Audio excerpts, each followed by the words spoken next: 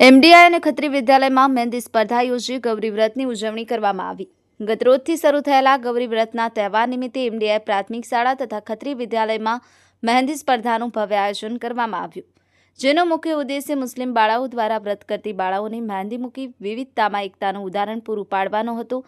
સ્પર્ધામાં વિદ્યાર્થીઓને અનેરા ઉત્સાહ સાથે ભાગ લીધો, જેમાં મુસ્લિમ બાળાઓએ સ્વખર્ચે મહેંદી કોન લાવી વ્રત કરતી બાળાઓને પોતાના હસ્તકૌશલ અને વિવિધ કલાત્મક ડિઝાઇનો દ્વારા તેમની સર્જનાત્મક પ્રદર્શિત કરી કુલ શાળાની 102 દીકરીઓએ ભાગ લીધો હતો।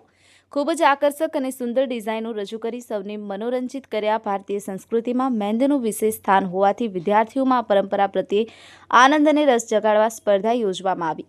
પરંપરાગત ડિઝાઇનોથી લઈ અને આધુનિક ડિઝાઇન સુધીની વિવિધતાઓ જોઈને શિક્ષક મંડળ પણ ખૂબ જ પ્રભાવિત થયું। આ પ્રસંગે શાળાના આચાર્ય યુવાઈ ટપલા દ્વારા વિદ્યાર્થીઓને મહેંદી કળાના મહત્વ વિશે વિશેષ સમજ આપી તેમનું પોતાનું કૌશલ્ય આગળ વધારવા માટે પ્રોત્સાહિત કર્યા અને આવી સ્પર્ધાઓના માધ્યમથી વિદ્યાર્થીઓની છુપાયેલ કલા ઉજાગર થાય તેમજ કોન્ફિડન્સ અને સર્જનાત્મક વિકસે છે તેવી અનેક બાબતોથી માહિતગાર કર્યા।